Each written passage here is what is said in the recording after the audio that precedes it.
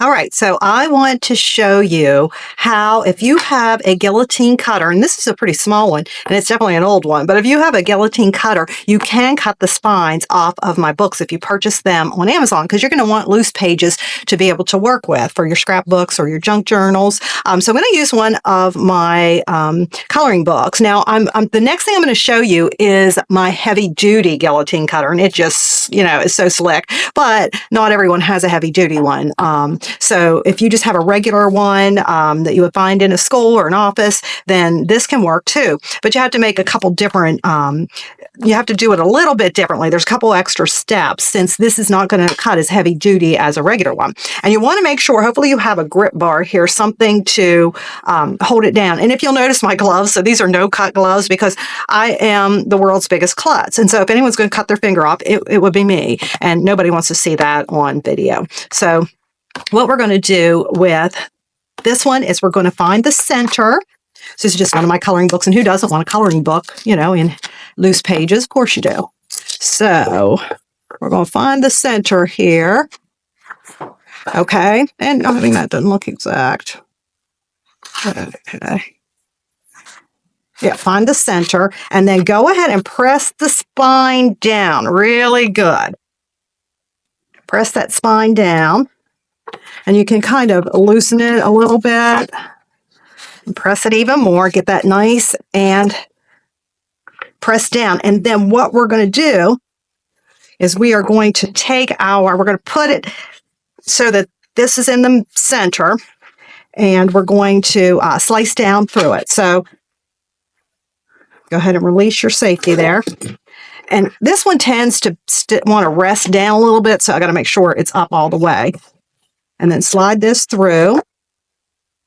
And you can kind of feel where it will rest, where you have it folded. It will rest in there. And I try to do that. And then slide it up, make sure it's all nice and even up against here. And you're just going to hold down really tight. And if you have someone that can help you so that it doesn't slide, that would help too. Now, sometimes, depending on how thick it is, mine doesn't want to cut all the way through. So if it starts to bite me, I'll stop and then turn the book around. And you have to make sure you match it. See, it's starting to bite me there. But you have to be able to match it exact. That's the thing. So we'll slide that out and then slide it in this way because, it has more force up there at the top. But our main thing is we've got to line it back up exactly where it was. So you kind of feel it goes down in that groove again where we had it opened. Okay, and then just nice and tight. And there we go. It was off a little bit, but not enough to really hurt it any. See, just slightly. Okay, there we go. So now what I would do, so we've got it a lot thinner to work with. Now we can go ahead in and trim it up. And now with mine, I'm going to show you my heavy duty one. With that one, you don't lose any of the spine. Well, you have to lose some of the spine, but it is so minimal. And that's what I love about doing it with the heavy duty one. But I wanted you to see there are other ways to remove the papers from the book. And then we're just going to cut through here. And you may have a newer one of these with a sharper blade. And you can always get a replacement blade is probably what I should do. But I don't use this one as much because I've got my heavy duty one. So then we can see it didn't cut all the way through. So let's just go ahead and put it in this way because, like I said, it likes to cut up that way. Oh, that's not going to work, is it? We could just get our scissors or craft knife and finish that the rest of the way. Since I have it right there, that's what I'll do. So I'll go ahead with my craft knife and line it up there. So we have some order. And then,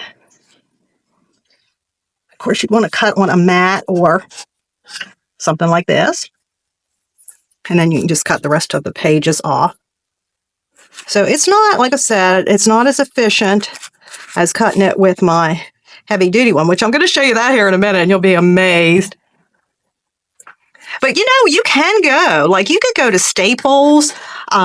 Since you're not cutting them off in bulk, if you buy one of my books from Amazon and want the pages loose and you don't want to do it this way or yourself, you could go to Staples or one of the Office Depot and they will cut the spine off for you.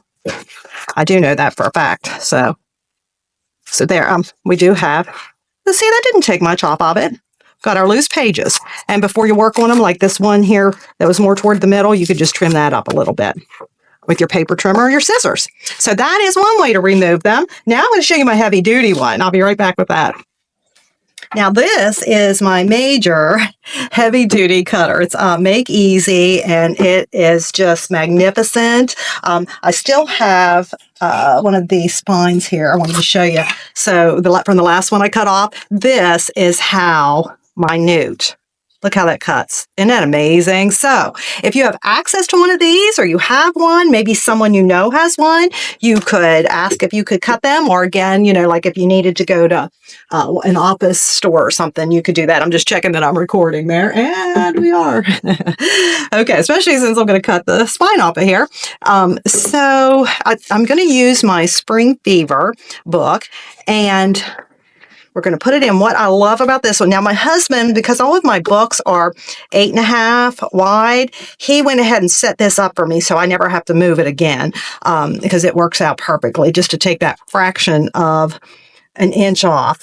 Okay, so you line it up in here nice and tight, and then this little lever comes down, holds it in place, which is the key to this, because it's held in there very nicely. And you don't have to get your hands in the way, which is good for this one because this would cut digits off, let me tell you.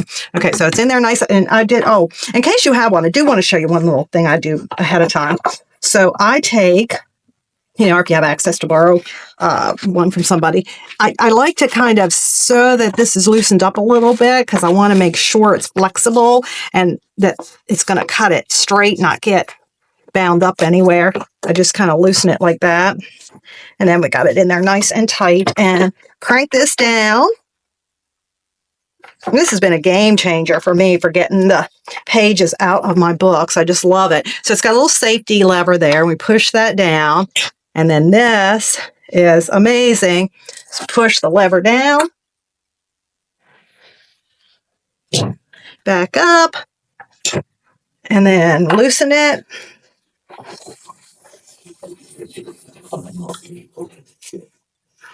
And take my gloves off. I promise I won't go anywhere near the blade. Okay, so we've got our pages there, and we've got them loosened up. So the cover wants to stick a little bit. So, of course, you know, just like your kids, this is going to show me up. There we go. So, yeah, they are loose, and we hardly lost any of our page. I could have gone probably even a little bit further, but I'd like to make sure I don't lose any of it. And then we've got our pages loosened up. So how easy is that? And then you still got your full design. I have one more example to show you. This is the book that we're going to be working with today. This is the Denim and Diamonds 6x9 inch book, and that's what we're going to be making our project from today. So I just go ahead and loosen these up a little bit. And then, of course, I can't use the mark that Charlie made me because this one isn't 8.5. I said all my books are, but not all of them. The majority of my books are 8.5 wide, but this one is 6x9. So I just want to take the very little bit from the spine. There we go. I'll go ahead and tighten this up. I have found if I tighten it too much, then it gets off a little bit. So I try to not over tighten it. Okay, just enough to hold it in place there. And that looks good. And so we release our lever.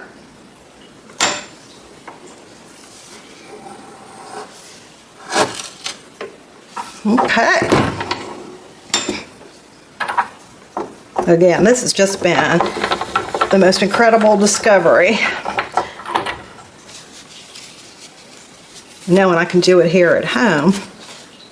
All right. So look.